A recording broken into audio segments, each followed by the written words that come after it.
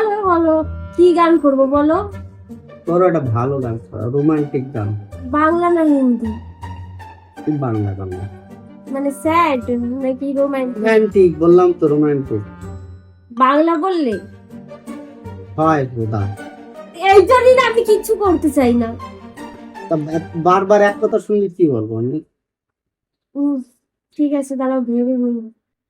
আমার স্বপ্ন তুমি, ও গো তুমি আমার আশা, তুমি সূর্য। এই খোদা, চুপ কর।